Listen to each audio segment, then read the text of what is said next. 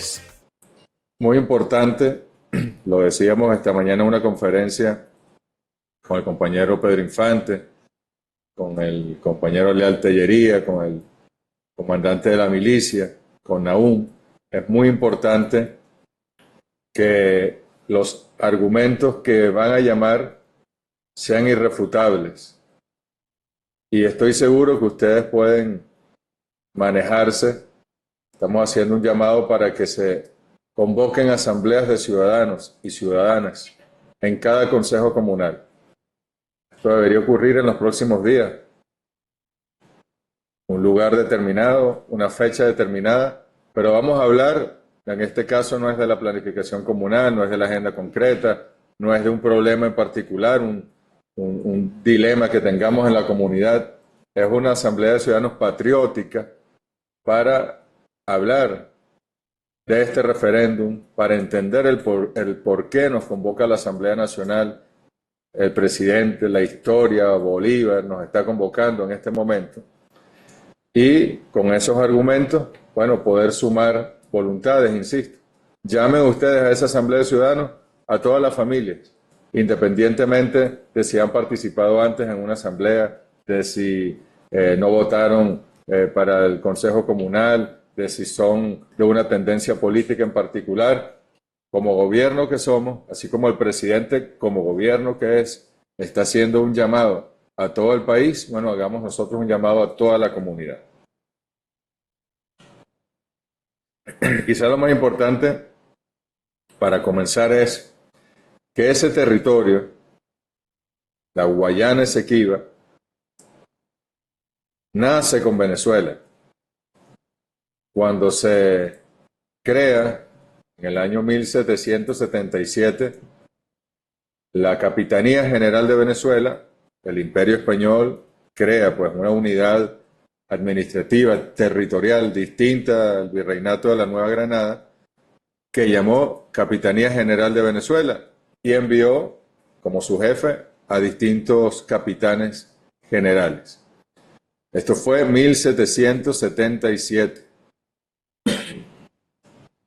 Fueron 33 años antes de 1810, de la transformación política y la independencia de Venezuela. Antes de 1777 esas tierras eran parte del Imperio Español, no eran parte de ningún imperio inglés, ni holandés, ni nada por el estilo, eran parte del Imperio Español y se sobreentendía, sin que hubiese mucha precisión, que correspondían a lo que se llamaba Venezuela. Ya se oficializa con la Capitanía General de Venezuela y allí comienza entonces ese territorio a vibrar con lo que hoy conocemos como Venezuela en la historia. Cuando nos independizamos, 1810, el 19 de abril, 1811, el 5 de julio, y la Constitución de diciembre de ese año, bueno, no había duda ninguna en que la Guayana completa, desde toda la Guayana que hoy es el Estado Bolívar, el Delta y la Guayana Esequiba, había sido parte de la Capitanía General y en consecuencia era parte de la República de Venezuela, recién independizada. Y ahí es fundamental entender algo que no tienen por qué aprenderse el nombre en latín. Hay un principio del derecho al cual apeló aquella generación de libertadores y sobre todo Bolívar después cuando se crea Colombia, que es el uti possidetis iuri, no importa. Lo que quiere decir es que la traducción sería como poseíste, poseerás. Es decir, lo que era la Capitanía General del Imperio Español, la Capitanía General de Venezuela, ahora es la República de Venezuela. Eso es un principio que fue muy importante en las independencias de América del Sur porque de no haber existido un criterio como ese, podíamos haber incurrido en conflictos entre nuestras repúblicas nacientes por el territorio.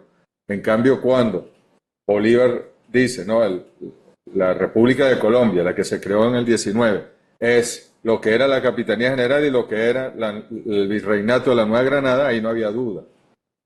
Ahí no es que alguien podía venir a reclamar, ¿no?, que ese no debería ser el territorio. Entonces, por eso, la posesión venezolana de ese territorio data de que en la independencia nosotros decidimos soberanamente que el territorio de la Capitanía General de Venezuela, cuando era Imperio Español, era el territorio de la República de Venezuela. Es fundamental entonces que el nacimiento de Venezuela es con nuestra Guayana Esequiba. Y cuando se suma la provincia de Guayana a la independencia, que no fue en 1811, fue más adelante, es toda Guayana. Se suma, insisto, de Estado Bolívar hasta el río Esequibo. Allá el río Esequibo. Si nosotros, lo que pasa es que no tengo aquí para proyectar, pero por ahí verán, no sé si te... Bueno, hacer un zoom. Hazle un zoom aquí, zoom salvaje aquí, gente. Bueno, esta es la República de Colombia, conocida en la literatura para diferenciarla de lo que hoy es Colombia como la Gran Colombia. Colombia la Grande, Colombia la Bolivariana. Y aquí está su límite en el este, el río Esequibo. Todo esto era Guayana y todo esto era la Capitanía General de Venezuela y el Virreinato de la Nueva Granada. Entonces, es indiscutible que históricamente es territorio venezolano.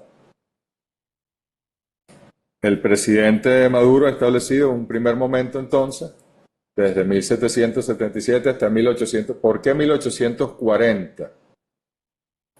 Ya estábamos independizados, ya la República de Colombia no existía, pero la República de Venezuela, que surgió de la traición a Bolívar, esa República de Venezuela también hereda el límite este en el Esequibo. O sea, no había ninguna duda al respecto.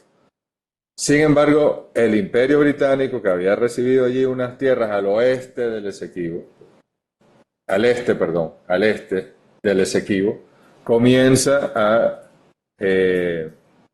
explorar, a colonizar esas tierras al este del río Esequibo, y cuando se da cuenta que del otro lado del río había riquezas, minerales, oro, etcétera, comienza a colonizar ese territorio. De hecho, ya en 1822, el ministro de Relaciones Exteriores, Revenga, elevó una protesta, instruido por el Libertador, que era el presidente de Colombia, a los británicos para que desalojaran territorios al oeste del río Esequibo que estaban poblando sin ningún tipo de permiso, sin ningún tipo de legalidad. Pero ellos lo siguieron haciendo. Era un territorio muy extenso. Si hoy nos cuesta controlar el territorio con una fuerza armada como la que tenemos, con aviones, con tanques, con radares, con drones, imagínense ustedes lo que era controlar el territorio hace 200 años.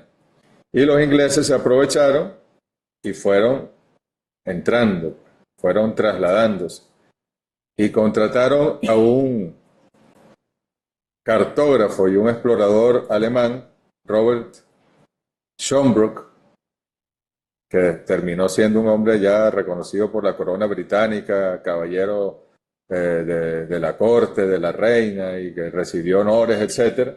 Y este señor publicaba desde 1840, por eso allí comienza el otro momento, mapas de Sudamérica, sobre todo del norte de Sudamérica, donde iba trasladando la línea hacia el oeste del Esequibo y determinaba que aquello era británico y después venía Venezuela. Se fueron moviendo. El imperio inglés se fue moviendo hacia el oeste, tratando de tomar posesión de tierras estrictamente venezolanas. Ahí surgieron diferencias, protestas, reuniones, y en 1850 de hecho se logra un tratado según el cual el Reino Unido o la Gran Bretaña no iba a avanzar del río Esequibo hacia el oeste y Venezuela jamás se le ocurriría ir del río Esequibo hacia el este. ese tratado finalmente fue desconocido por la Gran Bretaña, siguieron tratando de avanzar y en un momento dado la situación alcanza un nivel de complejidad que nos hace plantearnos una salida judicial, un arbitraje. Un arbitraje, entiendan ustedes, es como un tribunal de varias personas. No hay un solo juez, sino que hay un grupo de jueces. En este caso eran 5. Eso se negoció entre 1995 y 1996.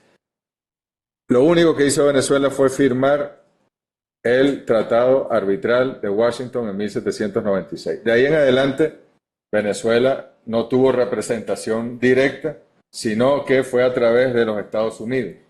Y ustedes dirán, ¿pero por qué a través de Estados Unidos? Bueno, en aquel momento, primero había situaciones internas en Venezuela de mucha conflictividad, pero segundo, se consideró en aquel tiempo que ante la ferocidad del Imperio Británico, Estados Unidos, que estaba surgiendo como algo distinto, como una república democrática, constitucional, con libertades muy distintas aparentemente a lo que era la Gran Bretaña, y que además había una doctrina desde 1823, la doctrina Monroe, donde Estados Unidos se comprometía a proteger a todo el continente americano de nuevas colonizaciones europeas. Bueno, se supuso que Estados Unidos en realidad estaría interesado en defender el territorio de nuestro país como parte del continente americano, y se le convoca y ellos asumen la representación completa.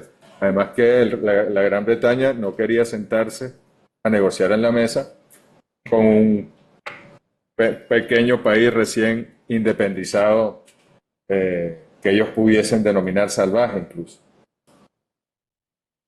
Y ahí, bueno, vamos al proceso de arbitraje de 1899, que fue una estafa, fue un robo, fue un fraude, fue un asalto total al territorio venezolano. Y eso ustedes tienen que tenerlo muy claro. Ese proceso arbitral de 1899 fue fraudulento a todas luces. Seguro que entre ustedes hay muchos estudiantes o graduados en materia jurídica, abogados, abogadas, y creo que en el primer mes del primer semestre de esa carrera, con esos conocimientos que te dan, tú te sientas a ver este arbitraje y dices, aquí hubo un fraude procesal sin lugar a dudas. Por eso, eso es un primer asunto. Territorio que era nuestro, que nos lo pretendieron robar los ingleses y los gringos en un arbitraje fraudulento. Eso es lo primero que tenemos que tener en consideración. Y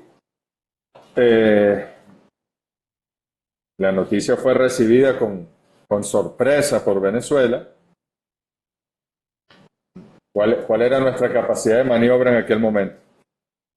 País que venía de conflictos internos, una independencia que además había sido, como dijo el Libertador en un momento dado, la mitad de la población había perdido la vida y la otra mitad estaba ansiosa de perderla si defender al pueblo y el territorio venezolano se trataba.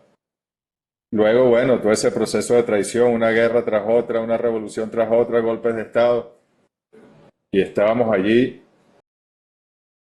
incluso asediados ya por las colonias europeas que le pedían al general Cipriano Castro, presidente, que pagara las deudas externas, que terminó en un bloqueo, el primer bloqueo a Venezuela en 1902.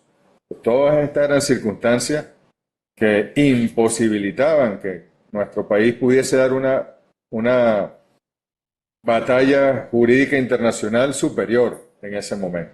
Hubo un rechazo a la decisión arbitral, hubo una condena al fraude, aunque no se sabían, digamos, los detalles de cómo había sido. Se entendía que la decisión en sí misma, que además fue una decisión que no fue motivada, una decisión que fue más allá de lo que incluso el Tratado Arbitral de Washington le planteaba. Es decir, fue, como les digo, un asalto total, ¿no? Y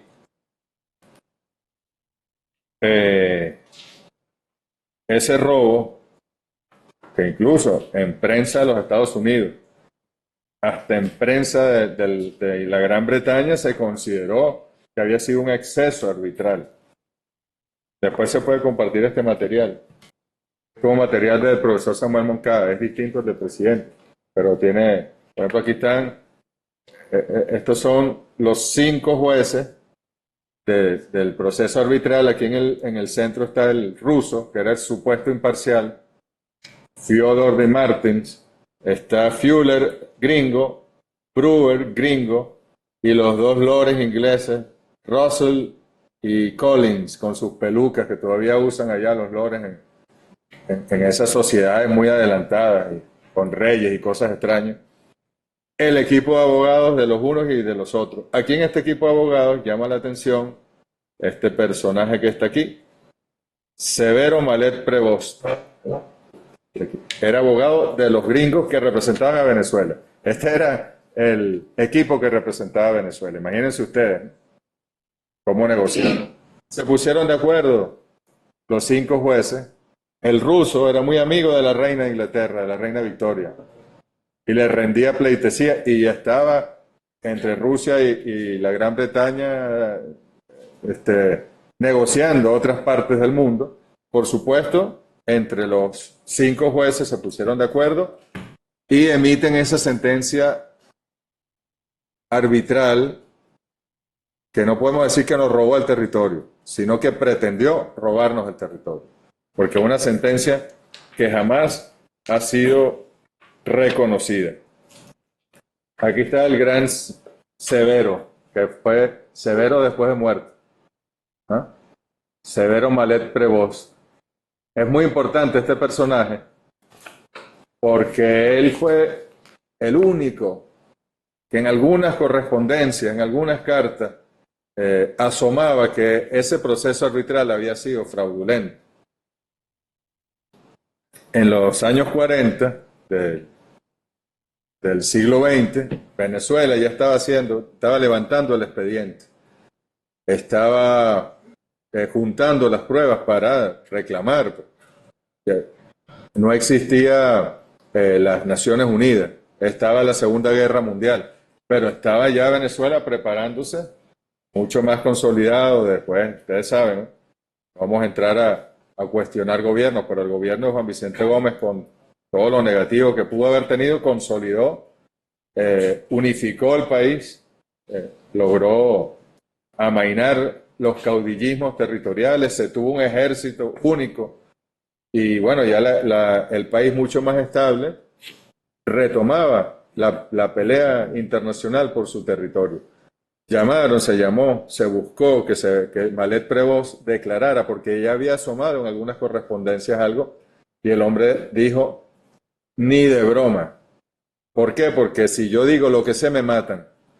¿Quiénes? Los gringos, los ingleses, para quienes yo trabajo.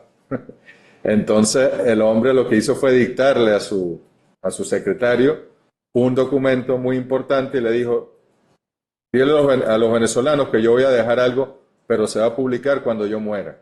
Que yo quiero morir de muerte natural, no quiero que me maten.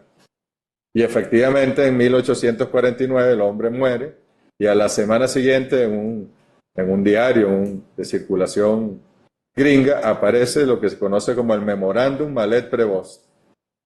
Él explica allí cómo fue el proceso, es corto, se lo pueden conseguir en internet.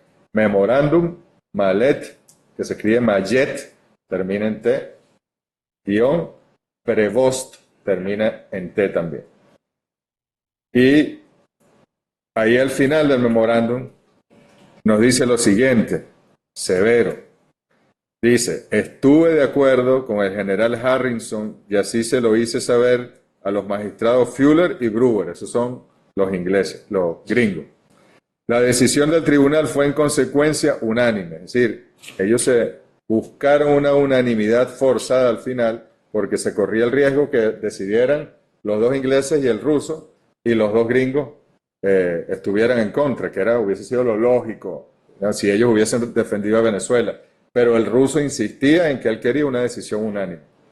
Pues como los ingleses estaban pidiendo, ya no eran las dos líneas esas de Schomburg, sino que ya estaban pidiendo Tumeremo, Guasipati, todo donde está la reserva aurífera más importante del país, ya se habían metido en territorio que ni siquiera estaba en discusión. Entonces el ruso sentó a los 5 jueces y les dijo, mi propuesta es esta última línea que se mete ya en el territorio plenamente venezolano, incontrovertidamente, sacarla y otorgarle a Inglaterra todo lo que ellos estaban pidiendo en un principio. Es decir, lanzaron una línea más allá de lo atrevido para luego correrlo un poquito y buscar una decisión unánime. Entonces los gringos cuando dijeron, bueno, si te vas a salir y le vas a dejar el Orinoco a los venezolanos, está bien, yo voto contigo.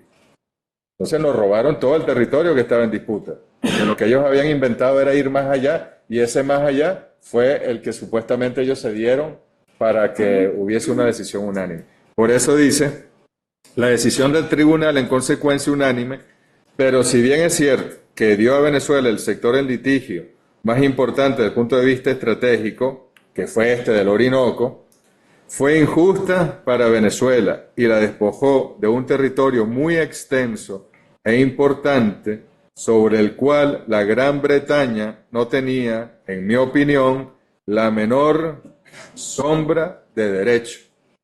O sea, la menor sombra de derecho en ninguno de los 159.542 kilómetros cuadrados que le otorgaron a la Gran Bretaña.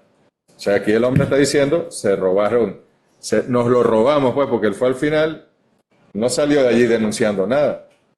O sea, esto es algo importante. ¿Por qué Venezuela considera que el laudo es nulo, írrito, que es fraudulento? Porque lo fue. No es que lo considera, lo fue, y hay pruebas de que lo fue. Como fueron quizás otros laudos, muchos, pero este es el que nos concierne a nosotros. Luego, ya con pruebas, este memorándum fue quizá una de las pruebas fundamentales, se avanza, se crean las Naciones Unidas. En el 45, Venezuela fue país fundador. Siempre hubo búsqueda de diálogo con el Reino Unido, el imperio, porque no existía Guyana como república independiente. Siempre hubo búsqueda de diálogo hasta que llegamos a 1962. Ya se estaba... ya estábamos en el proceso de descolonización, es decir, cuando se crean las Naciones Unidas después de la Segunda Guerra Mundial, comienzan las ex metrópolis, es decir, los países que habían dominado y controlado territorios que no eran suyos, a otorgar independencias.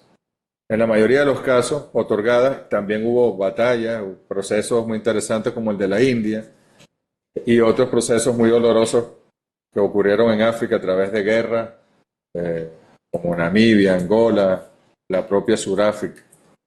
Así que en ese proceso de descolonización, ya el Reino Unido, que ya se llamaba Reino Unido de la Gran Bretaña e Irlanda del Norte, estaba concediendo algunas independencias, en el Caribe también, y se entendía que venía la independencia de lo que era la Guayana británica en ese momento, que siempre para nosotros ha sido del río Esequibo al este, ¿no? Eso es lo que es hoy la República Cooperativa de Guyana legalmente, unos territorios que obtuvieron los británicos de los holandeses y los holandeses de los españoles al este del río Esequibo. En 1962, viendo estas realidades, el presidente Rómulo Betancourt y el canciller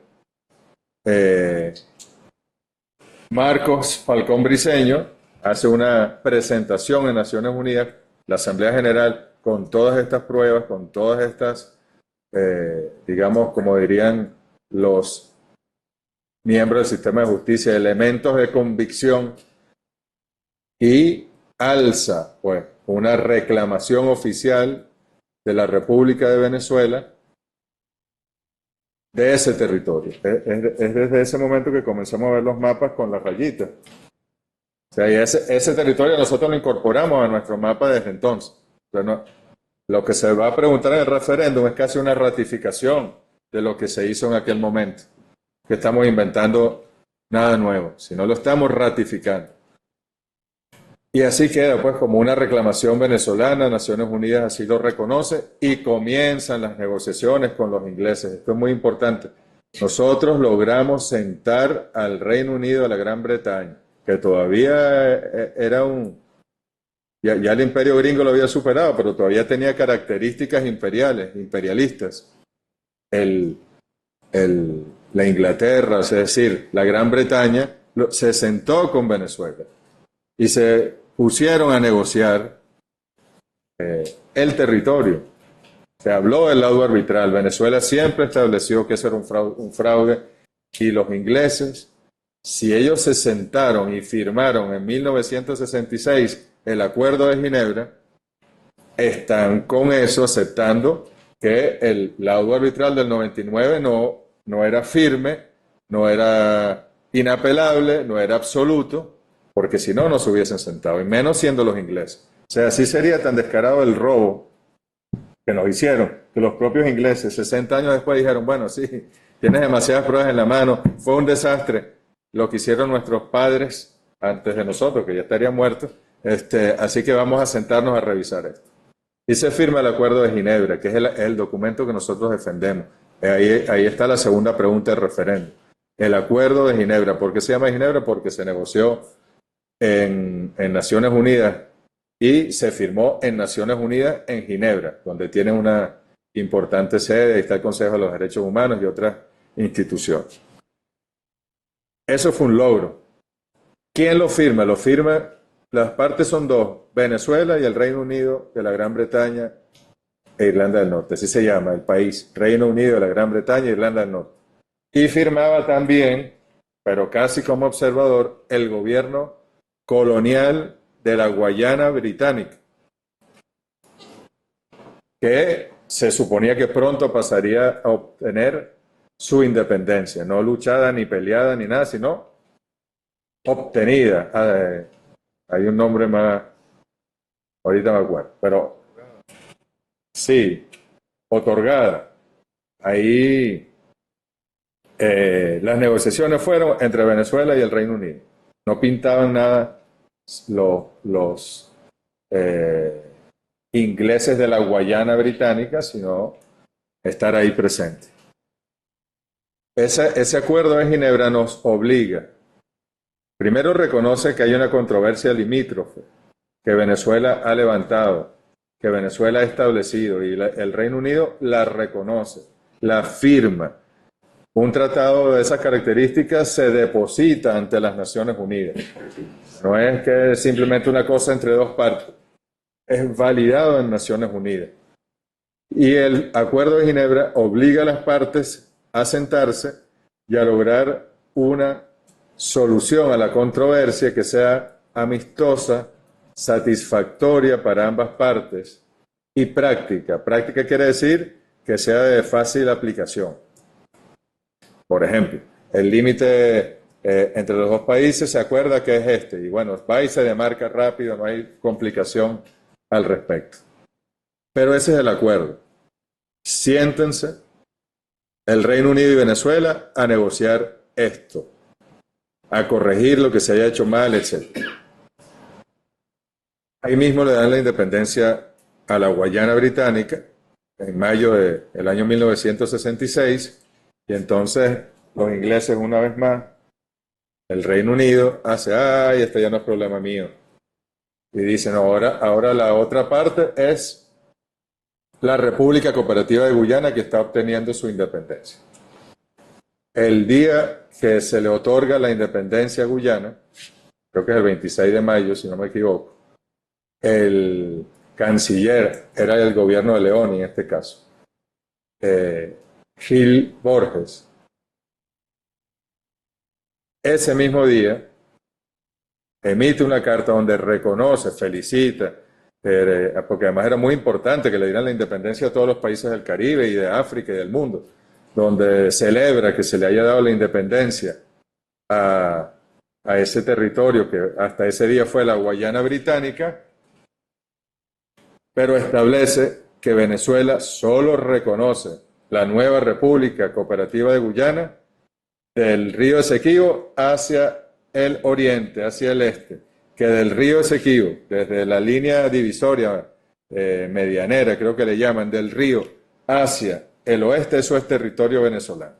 Eso es muy importante esa carta. De hecho, en el Teresa Carreño, cuando el presidente leyó la carta, todo el Teresa Carreño se levantó, todos, desde el presidente, los gobernadores de oposición, los concejales, los alcaldes de oposición, todos se levantaron allí.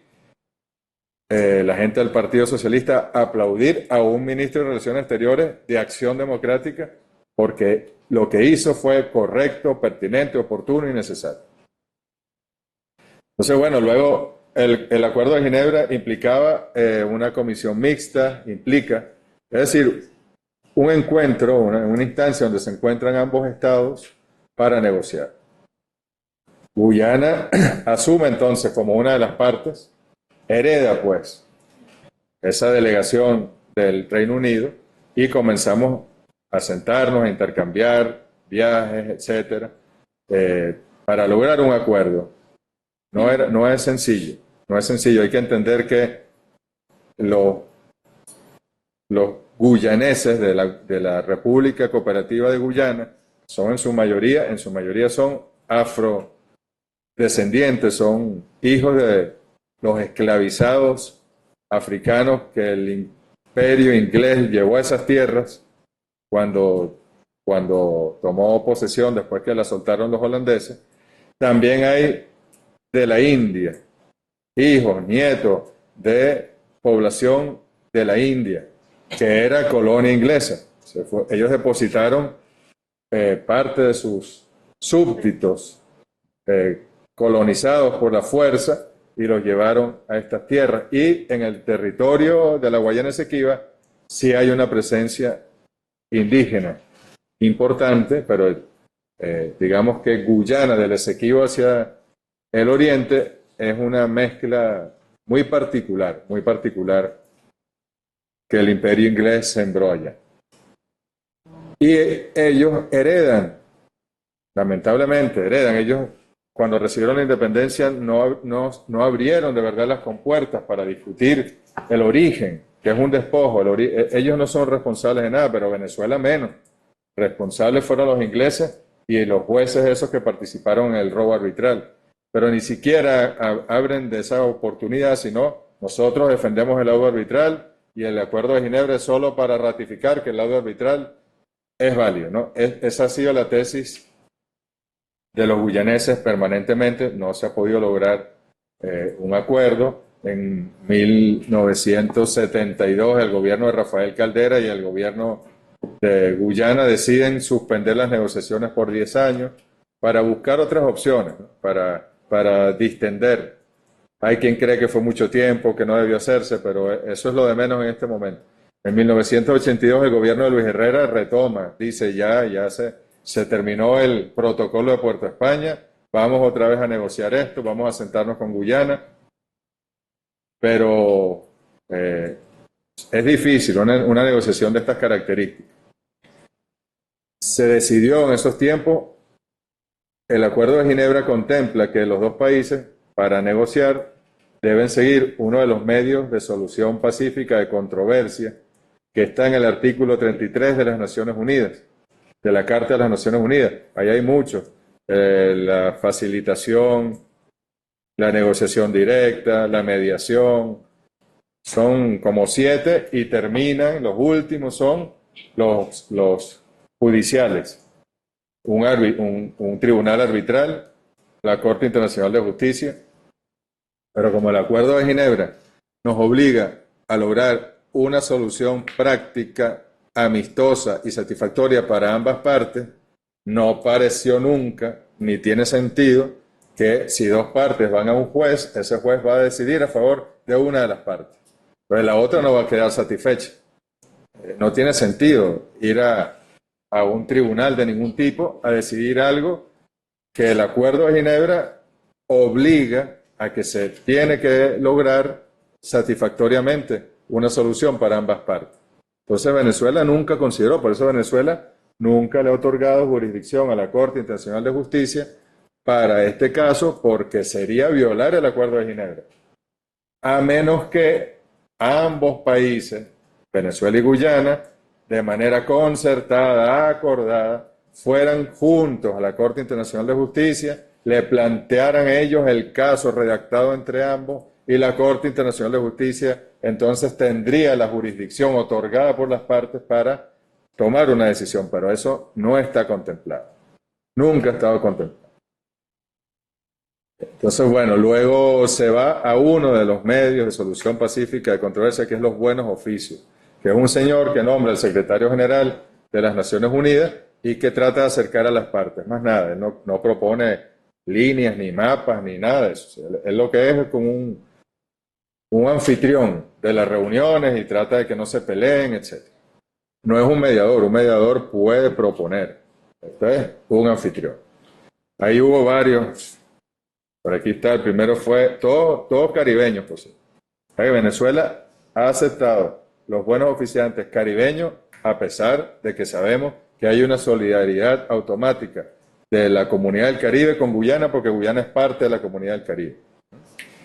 Alistair McIntyre fue el primero, después Oliver Jackman, después Norman Gierman, todos fallecieron. Y el último fue un noruego que hemos conocido, hemos intercambiado mucho con él, que también es parte de los diálogos que se dan en México, que se llama Dag Nylander.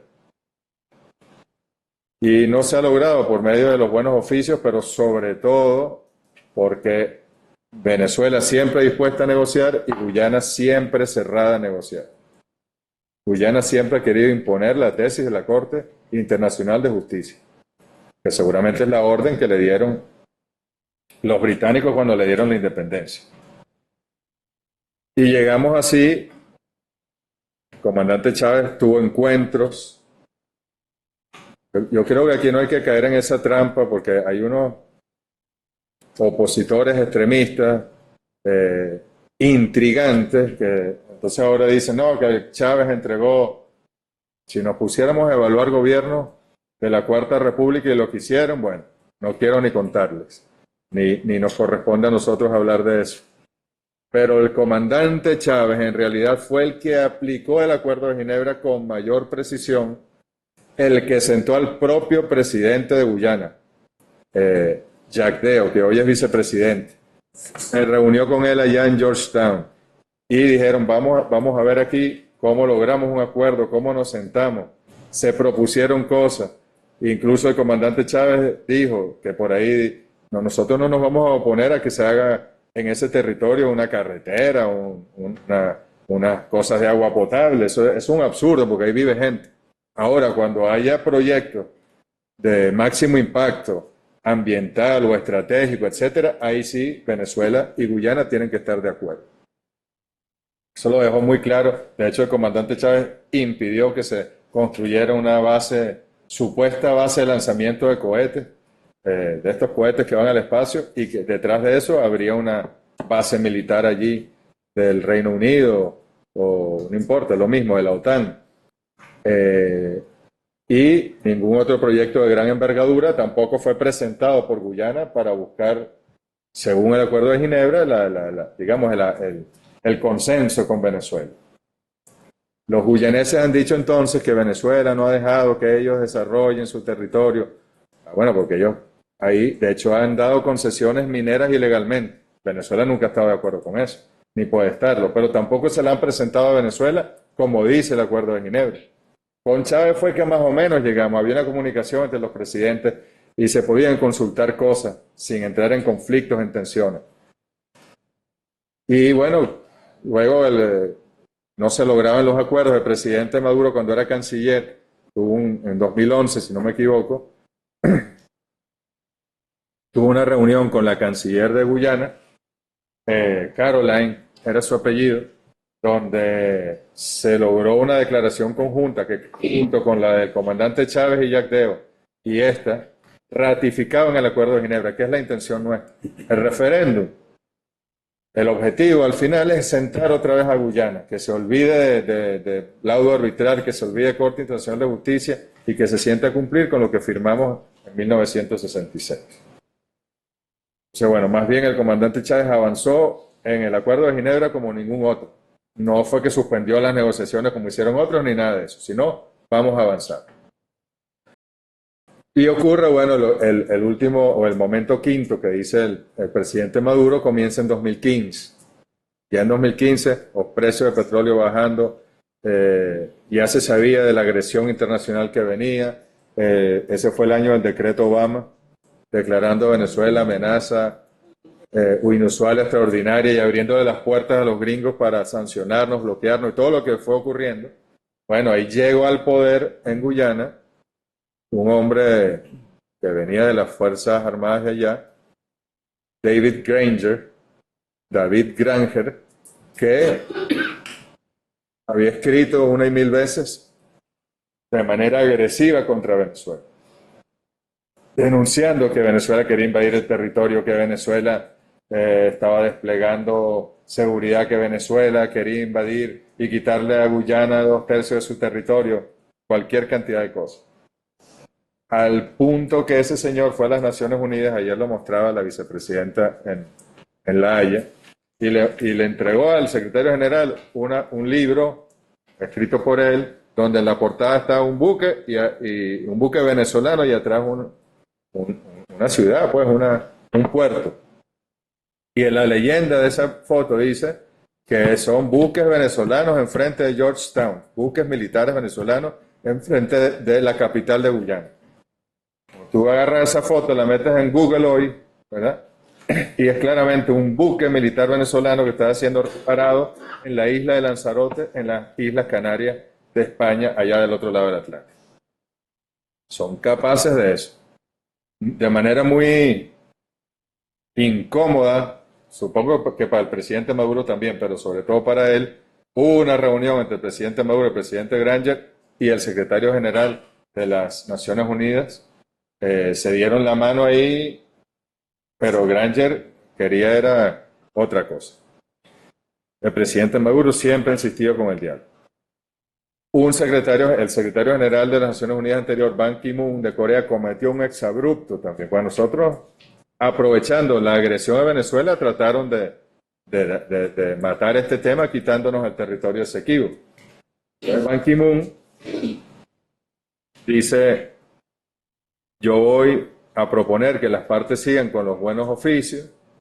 Voy a nombrar al noruego Dag Nylander como buen oficiante. Y para esta controversia, que es de 1899 y que tienen 120 años sin resolver, le voy a dar un año para que avancen. Si no avanzan, yo recomiendo ir a la Corte Internacional de Justicia. Es decir, las Naciones Unidas se pusieron al servicio del Reino Unido, de la Gran Bretaña y de Guyana.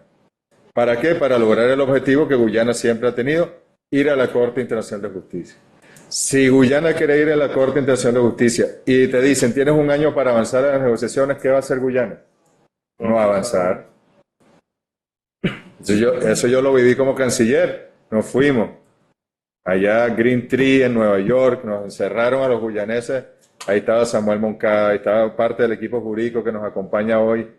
Y nosotros habíamos dispuesto, el presidente dijo, nosotros vamos a negociar ningún año de nada, pero si nos están llamando a negociar, vamos a negociar. Y pasarán los años que tengan que pasar para lograr un acuerdo. Y los guyaneses se sentaban así, decían el lado arbitral es válido, no sé qué. Bueno, ¿y qué les parece si hacemos por decir algo, un acuerdo provisional de no sé qué, de pesca, lo que fuera, pues para avanzar? El lado arbitral es válido, ese territorio es nuestro. Y así pasó el año. Y entonces Guterres, el secretario general posterior, agarra y dice, como dijo mi antecesor Ban Ki-moon, yo recomiendo que la vía a tomar es la Corte Internacional de Justicia. Un exabrupto que el presidente, el mismo día que ese señor decidió Eso se le envió una carta diciéndole usted ha excedido sus funciones, usted no, el Acuerdo de Ginebra en ningún momento establece que un secretario general sin el consentimiento de las partes puede imponer un medio de solución pacífica y menos el último medio sin agotar los demás medios. Bueno, en todo caso, ¿qué se podía aspirar? Como Guyana quería ir a la Corte Internacional, que Guyana llamara a Venezuela y le dijera vamos a sentarnos a elaborar aquí los términos en los cuales vamos a ir a la Corte Internacional. Y eso hubiese sido una negociación aparte, porque nosotros hubiésemos ido quizá para validar el Acuerdo de Ginebra y ellos hubiesen ido para validar el laudo arbitral y eso lo estuviésemos negociando todavía. Pero ni siquiera fue así. Creo que sin que incluso supiera el secretario general de la ONU, Guyana agarró y fue con una demanda unilateral sin consultar a Venezuela, es decir, absolutamente al margen del Acuerdo de Ginebra, fue y presentó una demanda ante la Corte Internacional de Justicia, que está en La Haya. Y los jueces de esa Corte Internacional, ¿quién los nombra? ¿A quién corresponden los grandes poderes de este mundo? Como los mismos árbitros de 1899. Venezuela, incluso asumiendo la vicepresidencia, la vicepresidenta Delcy viajó, nosotros la acompañamos como canciller y llegó y dijo, gracias, nosotros venimos aquí porque nos están llamando y convocando y respetamos los organismos internacionales, pero nosotros no reconocemos la jurisdicción de la Corte Internacional para este caso. Cada vez que nos llamen vamos a venir, pero nosotros no le damos a la Corte Internacional ningún tipo de autoridad ni competencia que nos obligue a absolutamente nada. Porque lo que van es hacer un nuevo fraude. Y eso no hay que ser muy audaz ni muy inteligente para darse cuenta de eso. Y luego la Corte discutió si tenía o no tenía jurisdicción.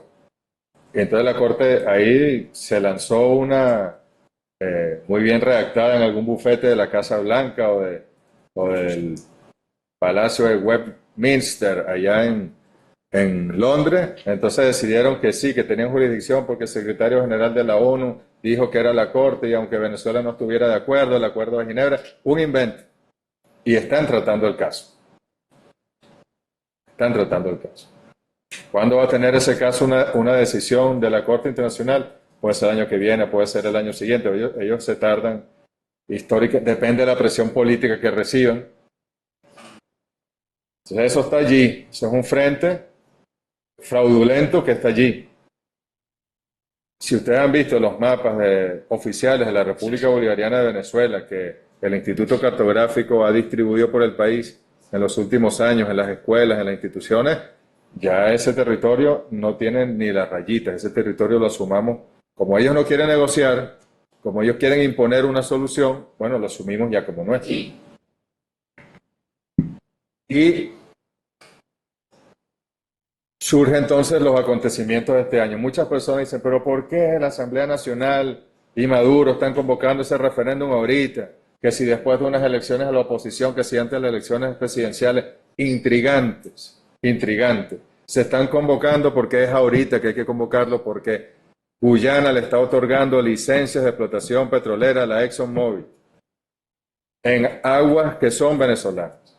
Ayer el compañero Diosdado Cabello en el Mazo Dando, ahí están los videos, hay que distribuirlos, ponía un video, parecía que era el presidente Maduro hablando y era Chávez, de un momento de tensión que hubo al principio, en el año 2000, después se distendió, pero un momento de tensión que hubo entre Venezuela y Guyana, donde el comandante Chávez ahí decía, esta gente pretende darle licencias a las empresas petroleras, no decía la Exxon en ese momento, en aguas incluso al frente del delta Macuro venezolano. Exactamente lo mismo que nos dijo el presidente Maduro y exactamente lo mismo que, solo que ahora no es que pretenden, es que las están otorgando. O sea, una agresión. Ellos dicen que los agresivos somos nosotros, que el gran país de 30 y pico millones de habitantes con una fuerza armada y el pobre paisito de 3 millones de habitantes, no sé qué, y los militares venezolanos, no. Ellos nos han agredido de manera permanente a lo largo de la historia. Y entonces, bueno, ¿qué hacer? Dejamos que otorguen las licencias y metan los buques. Dejamos que venga una decisión de la Corte Internacional de Justicia y no hemos puesto al pueblo en situación, digamos, de rechazar una decisión como esa. Por eso el referéndum consultivo constitucional ocurre en este momento. No lo vamos a dejar pasarlo con las elecciones presidenciales, para que se nos mezclen las cosas, se partidice. No, es ahorita. Por eso el llamado es a todos los venezolanos. A todos. Desde la oposición más recalcitrante hasta la izquierda que también critica la revolución porque según ellos no somos lo suficientemente de izquierda. Desde el niní a la persona que rechaza la política. Tenemos que ir desde nuestro activista político más dedicado hasta el activista político más dedicado del partido más de derecha de este país. Esto es un tema de los venezolanos y venezolanas. Si usted nació en este país o es hijo de venezolano y tiene nacionalidad venezolana, esto tiene que dolerle, porque es su madre, la patria, la matria, y no vamos a dejar que han tratado durante siglos de amputarle un hombro y un brazo, y entonces nosotros vamos a dejar que lo hagan. Sí, adelante, quítense. No, tenemos que defender el territorio. Por eso las 5 preguntas, que son son largas, pero son claras al mismo tiempo. La primera, ¿está usted de acuerdo en rechazar por todos los medios, conforme al derecho, la línea impuesta fraudulentamente por el laudo arbitral de París de 1899 que pretende despojarnos de nuestra Guayana Esequiba? Ahí nos están preguntando, ¿está de acuerdo con que el laudo fue un robo? ¿Estás de acuerdo con que el laudo fue un fraude y no reconoce ningún efecto de ese laudo? Eso es lo que nos están preguntando. Más nada. El segundo, ¿apoya usted el Acuerdo de Ginebra de 1966 como el único instrumento jurídico válido para alcanzar una solución práctica y satisfactoria para Venezuela y Guyana en torno a la controversia sobre el territorio de la Guayana Esequiba? Lo que nos están preguntando es, si ya rechazaste el laudo, ¿estás de acuerdo en que el Acuerdo de Ginebra es el único instrumento que nos obliga a buscar una solución satisfactoria para ambas partes? Es el único. Sí, estamos de acuerdo. El otro, ¿está usted de acuerdo con la posición histórica de Venezuela de no reconocer la jurisdicción de la Corte Internacional de Justicia para resolver la controversia territorial sobre la Guayana Esequiba? Lo que acabamos de hablar. Nunca le hemos dado jurisdicción, competencia a la Corte Internacional en este caso, porque una decisión de ese tipo no sería satisfactoria para ambas partes. Eso es muy sencillo. La cuarta, ¿está usted de acuerdo con oponerse por todos los medios conforme a derecho a la pretensión de Guyana de disponer unilateralmente un mar pendiente por delimitar de manera ilegal y en violación del derecho internacional? ¿Estamos de acuerdo con que Guyana le dé licencia a las petroleras y se metan en nuestras aguas? ¿No? Entonces, estamos de acuerdo con oponernos a eso. No lo vamos a permitir. Entonces, sí. Y la última, que es una de avanzada, ¿está usted de acuerdo con la creación del Estado Guayana Esequiba y que se desarrolle un plan acelerado para la atención integral de la población actual y futura de ese territorio que incluya, entre otros, el otorgamiento de la ciudadanía y la cédula de identidad venezolana conforme al Acuerdo de Ginebra? Es muy importante cuando dice conforme al Acuerdo de Ginebra y el derecho internacional, incorporando en consecuencia dicho Estado al mapa del territorio venezolano. Bueno, lo que ya hemos venido, le quitamos la rayita, ya lo habíamos incorporado, le quitamos la rayita, está en el mapa. Una persona que nazca en el territorio de la Guayana Esequiba tiene derecho a la ciudadanía venezolana. Vamos a otorgarle su ciudadanía, su cédula. Vamos a incorporar el mapa. Y bueno, y las demás decisiones que se vayan tomando. Esto es la señal de que Venezuela, 1, ratifica su desconocimiento al fraude arbitral, 2, desconoce la jurisdicción de la Corte y 3, solo reconoce el Acuerdo de Ginebra. Es decir, es un llamado a Guyana y al mundo para que presione a Guyana a sentarse a negociar. Eso es muy importante que ustedes lo manejen. ¿Y por qué la participación hoy es importante? ¿Por qué les decimos? Si hay un compañero, no sé, a lo mejor hay alguien de un consejo comunal que es de un comando de campaña de Primero Justicia, no lo sé. O a lo mejor esa señora que estoy viendo allá es de jefa de VC del Partido Socialista Unido de Venezuela, al mismo tiempo que es vocera o vocera. Bueno, esto es una ampliación de lo que usualmente hacemos para una elección. Aquí no vamos a elegir a nadie, Aquí no va a haber un perdedor y un ganador. No estamos en la lucha democrática por la búsqueda de un espacio de poder. No, ni siquiera se parece a eso. Esto es una señal que le estamos dando a Guyana, a la ExxonMobil, a Washington y al mundo, de defensa de nuestro territorio. O sea, aquí tienen que ir a votar todas y todos. Ah, que te cae mal este señor porque piensa distinto que tú, porque un día se dijeron unas cosas. Abrácelo, discúlpense y vayan a votar juntos. A mí me toca, como ustedes saben, trabajar en el estado de Barinas. Y yo ya he hablado con el gobernador, creo que nos vamos a ver mañana. Y yo le he dicho, gobernador Garrido, si ese día yo lo tengo que buscar usted en la residencia de los gobernadores y lo acompaño a votar y después usted me acompaña a mí a votar, lo hacemos con gusto y declaramos juntos. Esto es de todos y de todas. La intriga que están, que si esto es conveniente, que no caigamos en esas trampas. Eso es casi traición a la patria en un momento como este, de estar generando fisuras en la unidad nacional. Porque esto lo van a resolver seguramente nuestros hijos o nuestros nietos, no se va a resolver ahorita. Pero si nosotros nos quedamos cruzados de brazos hoy, nos lo arrebatan. Entonces se resolvió por la fuerza imperial otra vez. Y lo perdimos, y nosotros no lo vamos a perder. Por eso es tan importante que ustedes salgan a votar, ustedes lleven a la gente a votar. Ahí incluso tenemos métodos en lo comunal, Comisión Electoral Permanente, por ahí están, de nuestros consejos comunales. Ustedes tienen un padrón. Saben quiénes son los voceros, saben quiénes votaron, quiénes participaron, quiénes votaron por ellos y saben quiénes están en el padrón general. Bueno, hay que cubrir el padrón general. Garanticemos, por supuesto, los voceros, voceras y sus familias, garanticemos quienes votaron ya por esos voceros que tienen interés en la política comunitaria, que vayan a votar, y el resto que no votó que vaya a votar. Todos y todas. Y nos vamos a encontrar entonces en esos puntos tricolor. Fíjense que es muy importante esto porque el método del comando Venezuela Toda nos lleva a, creo que a lo correcto. Por ejemplo, para el Partido Socialista Unido de Venezuela, desde una VC, que es el centro electoral, que cubre varias comunidades, a veces incluso comunas, pero varios consejos comunales, bueno, es ir desde arriba a buscar el voto. Bueno, se activan, pero no es lo mismo que la comunidad, que es la unidad indivisible del pueblo, que está allí en el nivel necesario, donde las calles componen la comunidad. Allí nos encontremos todos. Y que desde allí busquemos los votos y los llevemos a la VC, los llevemos al centro electoral. Coordinemos con no es comanditos separados. Y menos en este caso, en que vamos todos unidos. Al contrario, aquí, si el Consejo Comunal, los voceros tienen una empresa de propiedad social y tienen un transporte o un camión, lo que sea, y los compañeros del partido tienen unos carros, entonces no, yo busco a mi gente por mi lado y ellos buscan a la gente por su lado. No, compañeros, esto es la misma revolución, es la misma patria y aquí vamos juntos.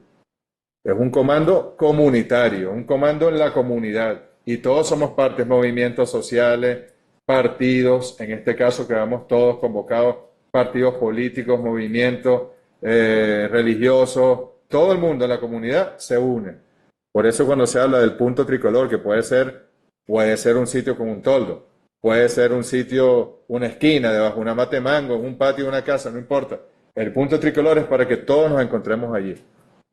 ¿Qué tenemos? ¿Quién puede hacer las arepas? ¿Quién puede transportar? ¿Quién puede hacer lo otro? Todo el mundo junto. Y bueno, y cada uno se encarga con su padrón, con sus listas, etcétera, de garantizar que la gente vaya a votar, pero un trabajo unificado. O sea, ahí les pedimos que, insisto, no es lo mismo la estructura de un partido, no es lo mismo ni siquiera los compañeros del CLAP, que tienen una función muy específica y limitada de gobierno. No es lo mismo la milicia, que tiene una tarea particular. Cada movimiento social tiene su bandera de lucha. A ustedes, los vinculados con lo comunal, que están llamados a ser gobierno en el territorio. El gobierno nacional tiene que ver con todo, con la política, con la seguridad, con la economía, con todas las dimensiones de la sociedad. Bueno, ustedes son los primeros responsables, diría yo, más que los de los partidos políticos, en buscar el voto, en garantizar que la gente vaya a votar, en llamar a los que se han alejado de la política, en llamar a los que se han alejado de la elección y que puedan ustedes ya de verdad convocar al corazón de la comunidad a votar. Muy importante, de manera articulada. Y que esto sea una victoria, una batalla que gana Venezuela en el mundo. Fíjense qué importante. El presidente y la Asamblea Nacional están depositando en ti, están depositando una decisión trascendente mundial. Porque si ese día, cuando lean los resultados en la ExxonMobil, en su sede allá, no sé dónde estará, en Washington, no sé, en el Palacio de Gobierno de Guyana, en la Casa Blanca, en Bruselas, en la Unión Europea, y digan, ah, caramba, miren cómo salieron a votar los venezolanos y venezolanas. Sí les interesa su territorio. Sí están todos de acuerdo y unidos en torno a una serie de criterios como el rechazo a la jurisdicción de la Corte, el Acuerdo de Ginebra como único instrumento, etcétera. Y sí son de verdad un pueblo preocupado por ese territorio. No es que lo tienen allí, digamos, al margen y no piensan en él, sino que lo tienen como un elemento central de sus vidas. Ahí cambia todo el panorama internacional. Eso lo van a leer en La Haya, en la Corte Internacional de Justicia. Eso lo van a leer los grandes centros de poder. Eso lo va a leer el pueblo de Guyana. El pueblo de Guyana, del Esequibo hacia el oriente, lo va a leer. Lo va a leer el pueblo que vive en el territorio Esequibo. Ah, mira, los venezolanos nos quieren, ¿verdad?, ayudarnos, quieren que seamos parte ya formal de su país. Bueno, vamos aquí a ver cómo abrimos puentes, cómo hacemos procesos de entendimiento ya oficial con ese país. Creo que es muy importante la señal que podamos dar. Si por alguna razón, que no creo, porque ahí veo esas banderas venezolanas presentes, incluso en la sala, si por alguna razón no cumpliéramos una meta, digamos, lógica como nación a este referéndum, quedamos en una situación comprometida ante el mundo. Cada voto aquí es, no sé, un soldado de Bolívar hace 200 años en las batallas de independencia defendiendo su patria. Solo que nosotros aquí con la diplomacia bolivariana de paz lo estamos haciendo convocando al pueblo, convocando a que ustedes sean no solo parte, sino que ustedes decidan cuál es el camino a seguir en una controversia histórica tan importante como esta. Y la participación, el porcentaje de participación es muy importante, muy importante. Entonces ahí les pedimos mucha conciencia. Dediquémosle mucho tiempo a esto. Como revolucionarios, que son en su mayoría quienes están conectados hoy aquí, saben que nuestro tiempo no es solo para nuestras vidas privadas, nuestras vidas familiares, sino para la comunidad. Ustedes son la mejor demostración de ello. Ustedes son los servidores por excelencia de su propia comunidad. Entonces, bueno, aquí dediquémosle buena parte a esa asamblea. Tenemos que hacer una asamblea de ciudadanos y ciudadanas, insisto. Vamos a dar el debate con la comunidad, que la gente allí despliegue sus preguntas. Ustedes tendrán los materiales a mano. Aquí le hemos dado algunos argumentos, el presidente le ha dado argumentos, hay unos materiales, hay unos videos, hay allí mucha información. Y si no, si hay una pregunta que ustedes consideran que no tienen la respuesta, busquen, eleven y les respondemos. Yo no sé todo esto que les digo hoy porque me lo estudié ahorita. Yo vengo estudiando esto desde hace muchos años porque es mi carrera, estudios internacionales. No me cuesta nada, si hay una duda, que me la hacen llegar. Y si yo no me la sé, consulto más arriba. O sea, no hay en lo absoluto aquí que temerle a nada. Nosotros tenemos la razón, nosotros tenemos la verdad. Nosotros nos asiste la historia, nos asiste el proceso de independencia de nuestros países y nos asiste el futuro sobre todo. Porque a lo mejor un hijo tuyo, una hija tuya, un nieto tuyo puede irse a vivir a la Guayana Esequiba, nuestro estado, y desarrollar allí una actividad económica importante. Puede ser parte de las plataformas continentales de PDVSA, cuando se define entre los dos países, según el Acuerdo de Ginebra, cuál es el límite que se acuerde. Por eso es tan importante, queridos camaradas, que hagamos nuestro mejor esfuerzo. A mí, por ahí me decían que está Pedro Infante conectado, y muchas gracias, Pedro, por conectarte, pero sé que el partido tiene un rol fundamental, pero el partido es el partido, ¿no? Un partido que defiende a la nación, a la patria, que impulsa el poder popular, pero ustedes tienen una responsabilidad superior. La responsabilidad de ustedes como la responsabilidad de Nicolás Maduro y de Jorge Rodríguez, que son gobierno y son Estado. Nosotros queremos construir el Estado comunal, ¿no? Bueno, esta es una oportunidad extraordinaria para ir construyendo una verdadera institucionalidad que tenga autoridad en el territorio. Y esa autoridad política, de liderazgo, que ustedes se han ganado, no solo en las elecciones, si los eligieron voceros o voceras ahorita, sino que se han ganado a lo largo de su vida de servicio, de compromiso, de lucha. Bueno, este es el momento de demostrar ese liderazgo. Vayan a votar, miren, con todas y con todos. Y además que nos sirva a los venezolanos para superar algunas situaciones de tensión. Por ahí van a existir siguiendo un pequeño grupo que va a tratar de que nosotros nos sigamos confrontando, de que no se solucionen las cosas por la vía democrática, de que sigan imponiéndonos sanciones y sigan atacándonos desde afuera. Pero ese pequeño grupo X no existe, ni como decía Cantinflas, ni lo ignores. Vamos con los verdaderos venezolanos, patriotas de todas las tendencias, de todos los movimientos, de todas las religiones, de todos los partidos. Y ustedes son los que tienen mayor margen de maniobra para llegarles.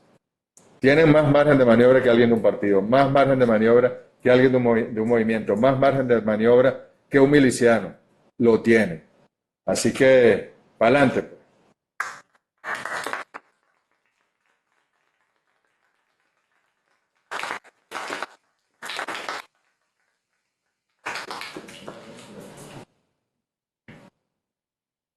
Creo que bueno, si tienen alguna duda o algo, háganosla llegar por el comando que tenemos. Mucha unidad en el territorio. Se los digo de corazón, yo no quisiera porque sería casi que traición, que me digan, no, que no se pusieron de acuerdo el del CLAP, el del Consejo Comunal, el de los partidos, el Gran Polo Patriótico, los partidos de oposición, y no sé qué, entonces montaron dos toldos distintos. No. Ahorita menos que menos, nunca debe ocurrir, pero ahorita menos que menos. Si nosotros no estamos unidos, ¿qué vamos a pretender nosotros que la patria esté unida? Tenemos que traer la unidad en la comunidad. Sí, bueno, espero que camaradas que hayan entendido el mensaje del simulacro. ¿A qué hora fue que dijo Nahum que estábamos promoviendo la participación? A las 12. ¿Saben? Vamos a ir a votar bastante, todos los voceros, voceras y más allá al simulacro. Pero en organización, el compañero Nahum me está planteando que al mediodía salgan los consejos comunales y comunas y bueno, y estemos allí de manera permanente. Pero desde tempranito tenemos que estar llamando a todos nuestros compatriotas de cualquier signo y pensamiento que vayan y participen, y el 3 de diciembre, bueno, con el himno nacional todo el día, a votar por nuestra Guayana Esequiba, nuestro territorio fundacional. Muchas gracias, camaradas. El sol de Venezuela, el Esequibo. El Esequibo es nuestro. Chao.